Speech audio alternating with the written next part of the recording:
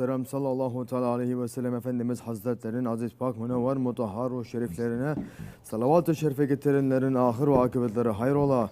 Ala zâd-ı tahirat evlad-ı Resulü Ashabi gücün efendilerimizin Sâren Beyazan ve Sürü Kiram Hazretlerinin erbah şeriflerine Pirimiz Bilal Habeşi radıyallahu anh Efendimizin Mihmandar-ı Resulü Kibriya Eyyub Sultan Halid bin Zeyd Ebu Eyyub Ansari radıyallahu anh Şah Murşidan Şah Hacı Muhammed Bahadi Nakşibendi Bukhari Mevlana Celal Mevlana Zad Halid Bağdadi Sahibu Zaman Kıbretul İslam Şeyh Mevlana Muhammed Nazım Adil Hakkani Sahibu Sayf Şeyh Abdülkerim Kıbrıs Rabbani Kadsallar Rahim Hazretleri ve için Hadım Harmeyn-i Şerifen Yavu Sultan Selim Han, Ebel Fatih el Magazi Fatih Sultan Mehmed Han ve Serdar Hakan Sultan Abdülhamid Han cennet mekan. Firdevsi Han Hazret ervahını ve avni inayetini.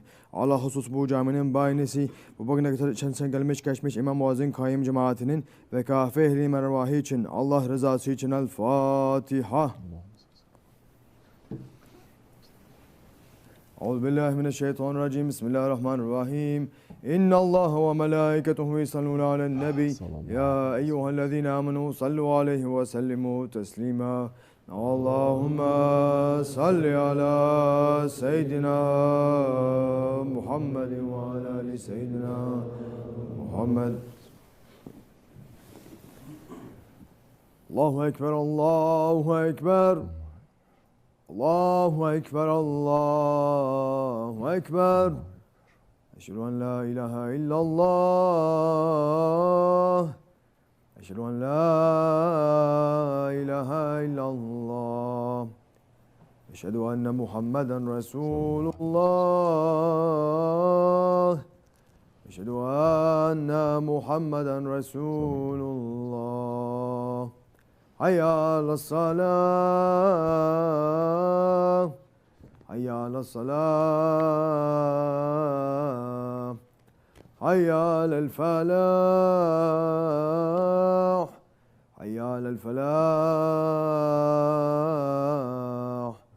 الله أكبر الله أكبر لا إله إلا الله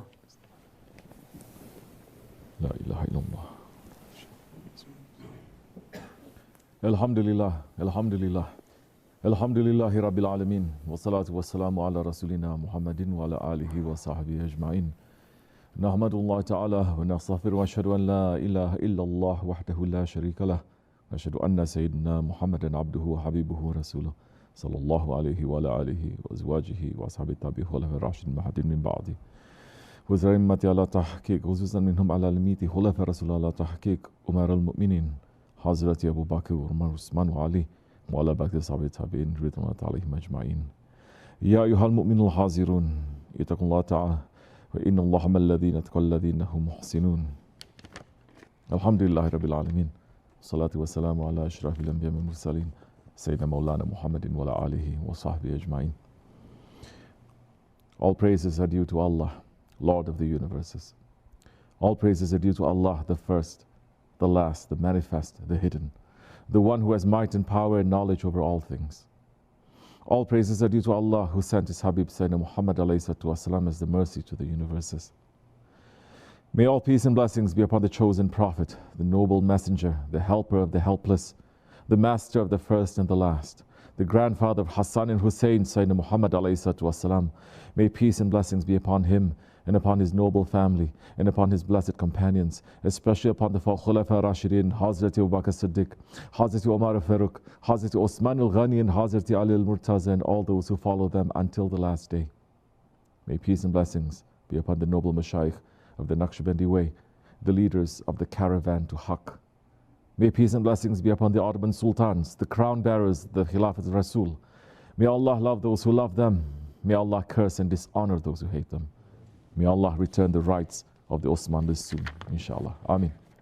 Ya ayyuhal mu'minun, O believers, welcome to you in this holy day of Jummah, the first Jummah of the month of Shawwal. O believers, we passed through the days and nights of the holy month of Ramadan. Inshallah, we changed. Inshallah, we became better. We know ourselves that there is no time like Ramadan for us to come back to the pleasure of Allah and to change our lifestyle. Definitely there is a divine blessing that comes down in the month that makes it easier for us. But we should look to at what Ramadan asks of us that puts us in a situation to change. Ramadan comes to turn the wrong lifestyle that we have been living upside down. We take the most basic parts of our life and we change it. We stop eating. We stop drinking. We stop sleeping at night. We stop from other routines that we have. And when we do that, we break the idols that were built inside ourselves and we bring ourselves back to the way of Hakk, back to pleasing Allah. Once we start walking on the path of Ramadan and we become used to the heavenly habits, rather than the habits of this dunya, it becomes so easy for us to take control of our ego. But in Ramadan, Allah subhanahu wa ta'ala requires us to change the most fundamental aspects of our lifestyle so that we can change. And in reality, this is the way of Islam. When Holy Prophet ﷺ came to the society in Mecca, he came to turn it upside down. Why is that? Because the foundations of that society were cruelty, oppression, and zulm. When the Holy Prophet ﷺ came, he did not come to make a deal or to make a compromise with that society. He came to say, turn this system upside down, because it is not founded on the laws of Allah. It is founded on the way of shaitan. Worship one Allah. Your idols are false. Purify the Kaaba. Your rituals are false. Free your slaves. You are doing cruelty to them. Treat your women well. You are oppressing them. The leaders of the Quraysh understood that the message of Islam came to destroy the society that they were benefiting from, that they were on top of. They understood that if the tribes of Mecca stopped coming to the Kaaba for the shirk festivals, that they would lose money, that their economy would collapse.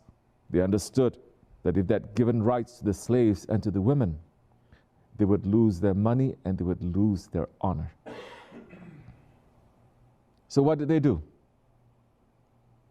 First, they tried to make a deal with the Holy Prophet ﷺ. They came to him and said, if you want money and riches, we'll make you to become the richest man in the Quraysh.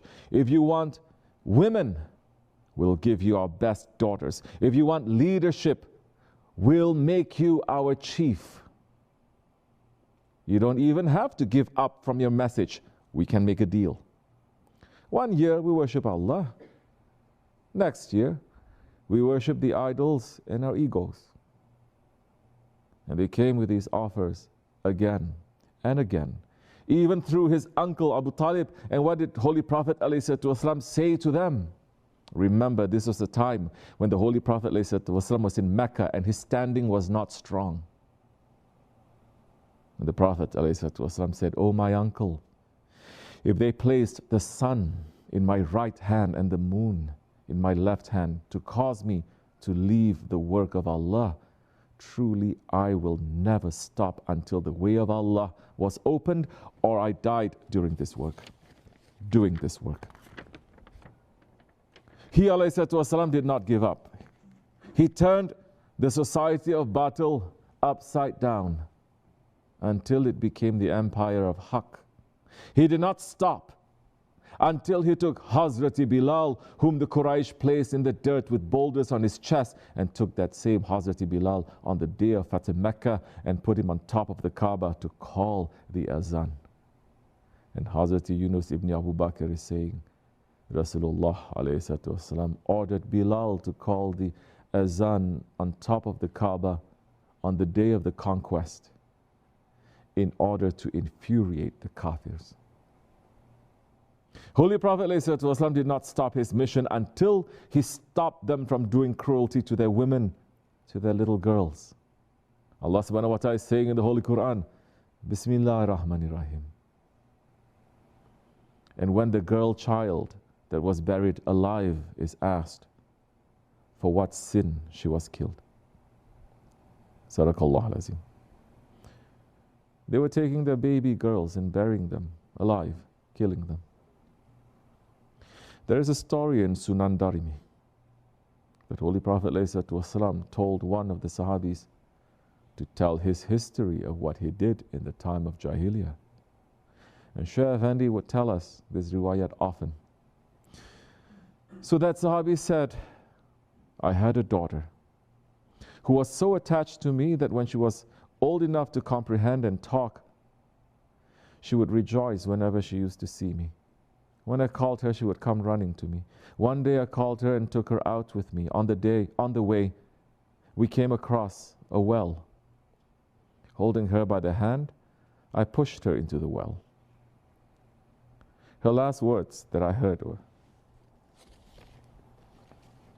"Oh my Baba, oh my Baba." When he heard this, the Holy Prophet ﷺ, he wept. A person said, "Oh man, you have grieved the Holy Prophet." But the Holy Prophet said, "Don't stop him, let him talk." Then the Prophet asked him to narrate his story once again. When he narrated it again, the Holy Prophet wept so bitterly that his beard became soaked with tears. Then he said to the man, "Allah has forgiven what you did in the days of Jahiliya. Now turn to him in Tawbah." Yes, Holy Prophet ﷺ came to turn upside down that kind of a society.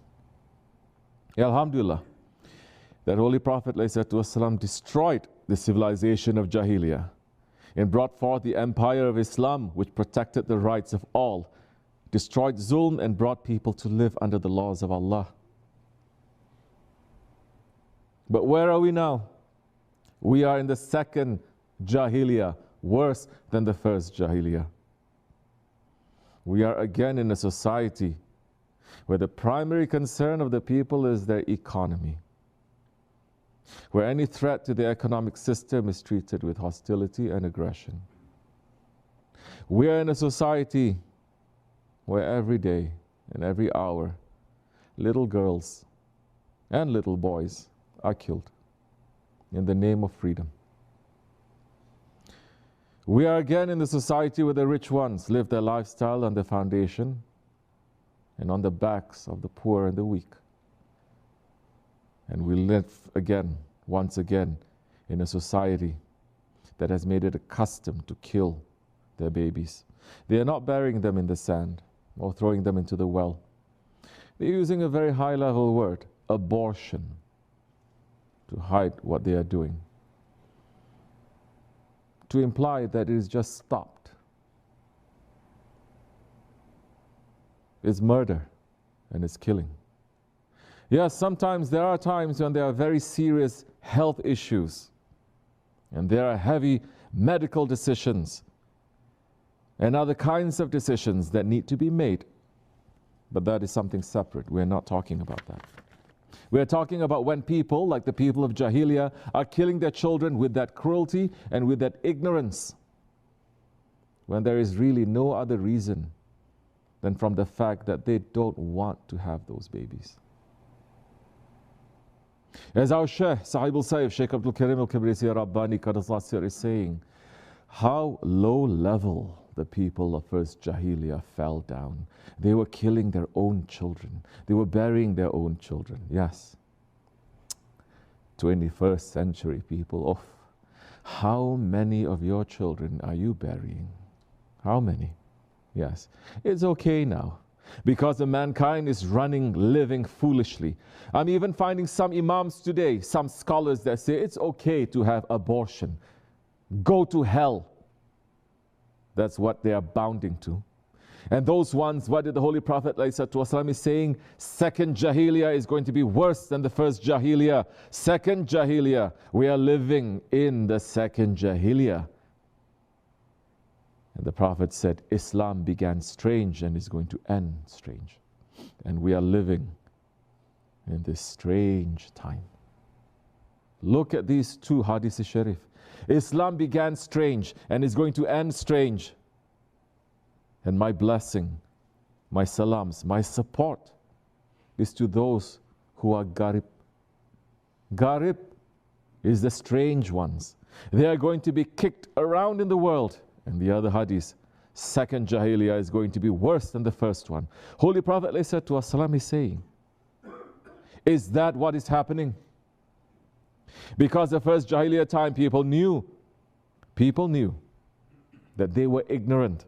And most of them was because they were illiterate people, and easily, when they were believing, they were submitting themselves. And easily, you can fix them. But today's people, because they have graduated from Shaitan University, and they have a diploma now, you say one thing, Shaitan comes with 10,000 to them. And every day, without doubt, one day, second day, fourth day, fifth day, doubt. Every word that you say, doubt. This is the word of the Prophet ﷺ. And our Prophet speaks the truth, and our Shaykh speaks the truth. Look at what is happening in this country now. We have Muslims who think that they are too smart, too educated, who are standing on the side of saying, we support women to have the right to kill their babies. Their bodies belong to them. No, everything belongs to Allah. And there are so many logics, so many proofs for their position. But in the end, what they're doing is just justifying zulm and cruelty. They are so concerned with staying in the good side of those who consider their friends in politics that they are willing to stand on the side of this kind of cruelty. The modern version of burying daughters, they have sold out. They have sold out for a handful of dust. As we said in the khutbah on Eid, when people are invested in the system, when they benefit from it, when they have hope in the system, when they start believing in it, they don't want to see it turned upside down. As our Shaykh used to say, live the way that you will believe, because if not, one day you will believe the way that you live. This killing of babies is one block of this shaitanic system that has been built up in the Ahirzaman. And believe me, there is a big block that will pull the anger of Allah, and it will pull the curses of the angels, that it will pull all the support of the shaitans. So those high-class, privileged Muslims who believe that they have something to gain from this system, they are even willing to stand up and say, yes, we support killing babies, because they have become part of this Dajjalic, shaitanic system. It's not only Muslims in this country. It's turning now to be Muslims everywhere. It's not just the government of this country. You will find it strange when you look that there are Muslim governments in other Muslim countries who support this more than America is. May Allah subhanahu wa ta'ala save us from that.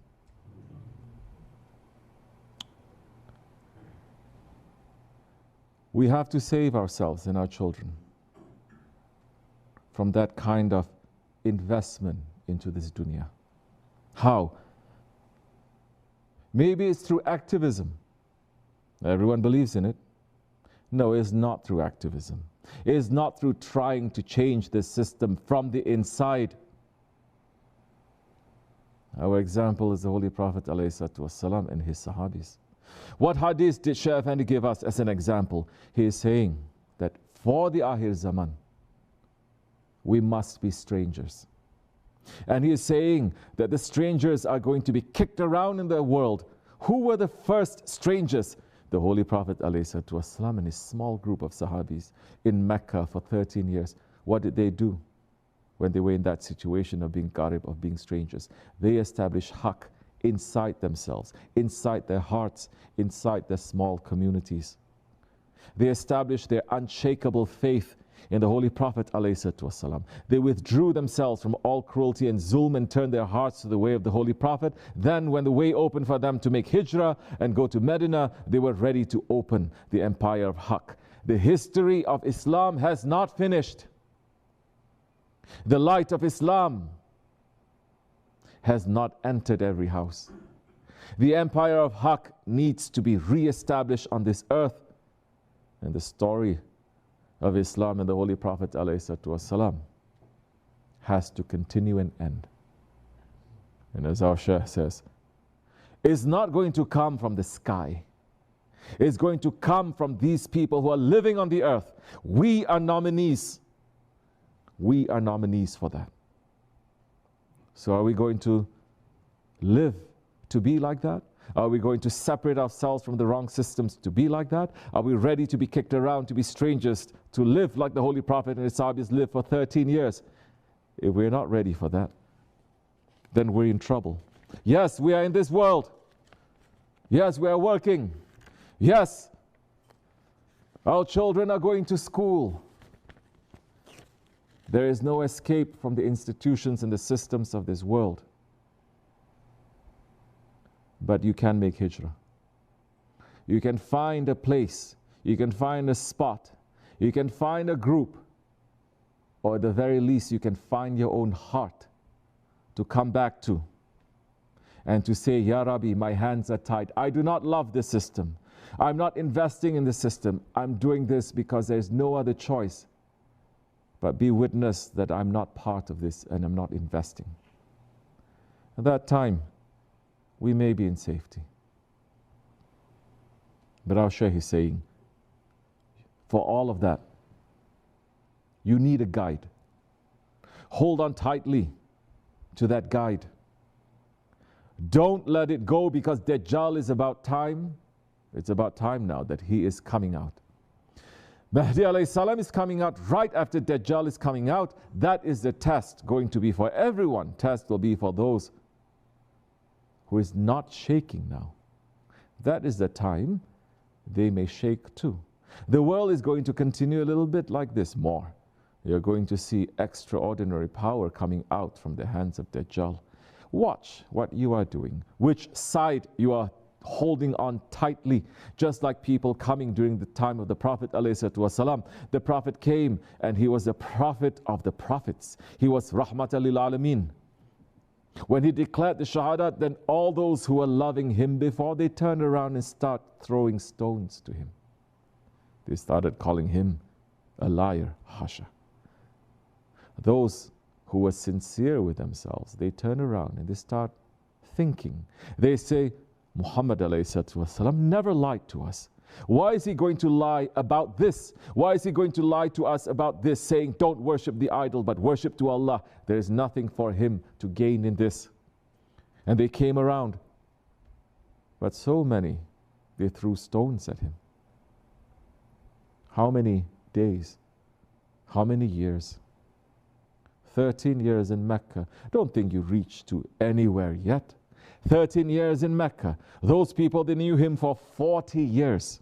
They knew that Muhammad al-Amin, 40 years, they knew that. But as soon as he said, La ilaha illallah Muhammadur Rasulullah, they turn around and they start throwing stones to him. They start calling him a liar. They call him all these things. But they were around him. Do you think that is not going to happen to Mahdi alayhi salam? What kind of test that Mahdi alayhi salam is going to pass through? Yes, the things that the prophets passed through, Mahdi alayhi salam is passing through. Mahdi alayhi salam will also experience. And yes, Prophet alayhi salam, 13 years to those people. He was speaking the truth to them. 13 years. They were calling him a liar. He was patient. 13 years going back to them, saying the truth. 13 years they were calling him a liar. They were cursing at him. They were insulting him. He did not give up. Difficult days are waiting for us.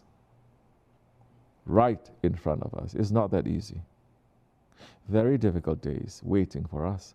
Wake up to yourself. Understand where you are, which side you're holding on to, which rank or station you are, for what you are trying to change, what you are changing for. Watch your values. Understand who you are, what you are, and why you are living. You will understand that time. And hold on tightly, because Dajjal is coming to give you what your ego wants. Just like those people saying to me, Sheikh, you are very hard on us. They're going to say, Dajjal is very easy on us. Dajjal is coming to give us anything we want. This is exactly what Dajjal is going to do. He's going to feed everyone's egos. That is his job. The deputies of Mahdi alayhi salam, the real deputies, their job is to give the proper warning to the people and to themselves.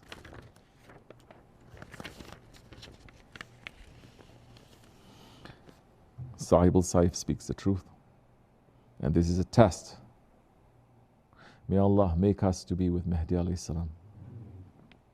Alhamdulillah, we're experiencing some of what Holy Prophet alayhi salam experienced. Some that loved us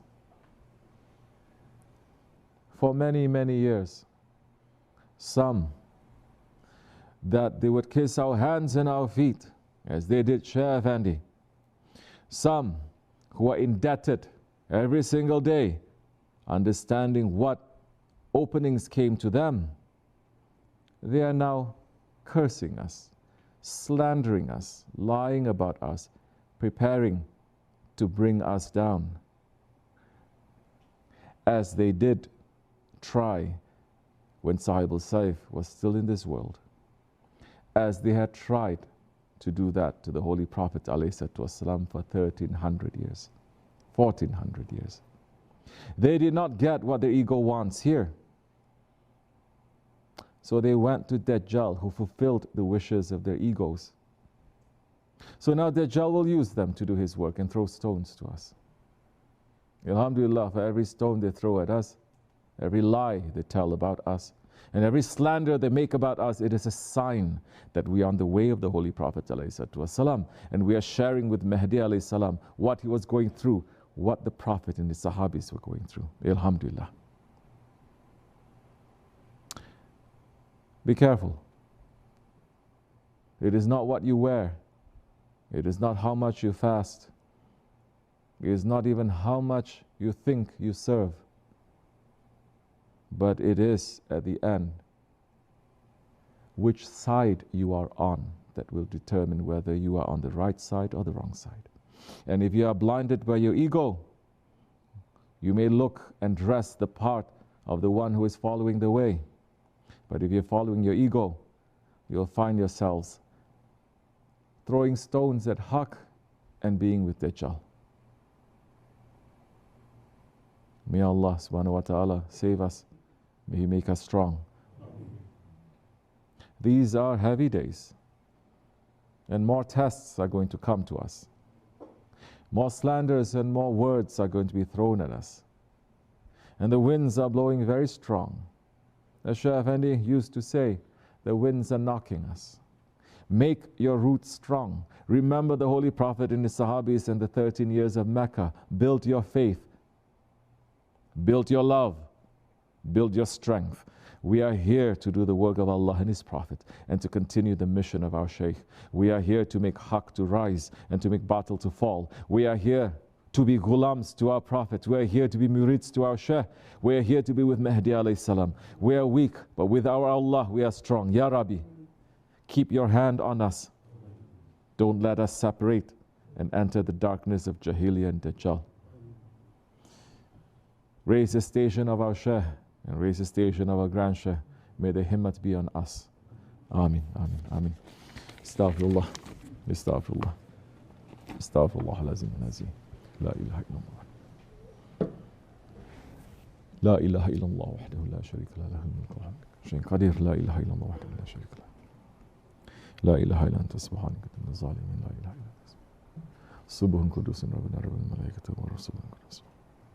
Inna dinna Allah al-Islam. Qam as-salah.